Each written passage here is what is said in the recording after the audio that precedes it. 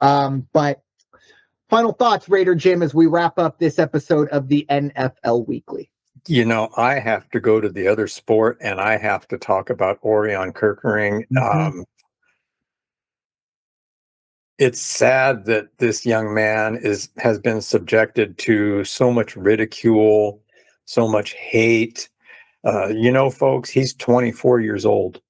He's been on the big team roster for all of 2 years. He's a kid, and I get it. He's a kid, but he's getting paid to play. But Pedro said it best afterwards. He talked about this is just the stuff you have to work on as a pitcher, your pitching defense. But wow, I don't know how he recovers from that. I hope he has another opportunity to be in the playoffs, be it with the Phillies or with somebody else, and right the wrong. Unfortunately, that's not how sports fans and sports, even journalists, that's not what they remember. Say Bill Buckner. Do you remember all the good things Bill Buckner did in his career? Nope. No, you remember that he let the ball run through between his legs, in a critical game. This young man is going to be a highlight. They're going to show it at the end of the NLCS championships. They're going to show it going into the World Series. They're going to show it at the end of the World Series. It's kind of like March Madness when they don't just show the buzzer beaters. They show the kids that missed that last tip in, or show them on the bench with the towels over their heads, inconsolable. I just wish that people's fans in general and journalists, although I got to say the journalists were pretty good. More importantly, his teammates really came around him. All of his teammates did. And, hats off to those guys who said, hey, man, we had not his fault we couldn't score. And that is a key point. Hey, you should have put 5 on the board, and then that wouldn't have mattered, and you wouldn't have been in that situation. But still, it was very heart-wrenching for me to see. But hey, that's part of the game. But lighten up on this young man, and I hope he has a great, long, successful career. I agree. It's just very, very unfortunate that he did it in Philadelphia, because we're not a forgiving group. Yeah.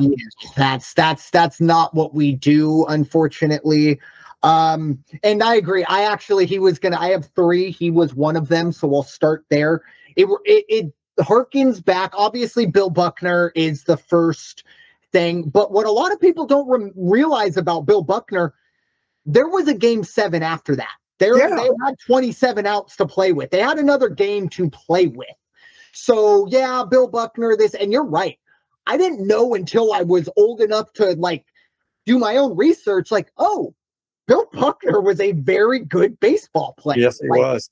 Very good. And again, you say Bill Buckner, and I mean, it took 30 years for him to be able to go back into Fenway. And of course, now everyone says, oh, all good. I will say for Orion Kerkering, obviously it happened as a mainly Dodger hater, but I do follow the Phillies. I was very upset. It was one of those, what the F are you, audibly, what are you doing? Yell, oh my God. And you're mad. And then you realize, if I am this mad, how does he feel? And my hat's off to him. He faced the media. He was fighting back tears. You could tell. I will say, though, he's probably going to have a very good Major League Baseball career. He's got to be traded. You cannot put him in front of the Philadelphia fans again. Oh, no. In that jersey. And again, it's not fair, and it's unfortunate. It reminds me of about 4 or 5 years ago, Trent Grisham was playing for the Milwaukee Brewers, a terrible error in right field. It's a fantastic fielder, but that one error, he ends up getting traded to the Padres. The only reason they traded him is we can't run this guy out in front of our fans next year. And you kind of hit the nail on the head with Orion Kerkering. They had 11 innings to put up 3 or 4 runs, whatever it was. It didn't all come down to him. Unfortunately, that is kind of the lasting image. The second one I'm going to bring up, I want to shout out Alex Mortensen. He is the interim head coach at the University of Alabama, Birmingham. Trent Dilfer.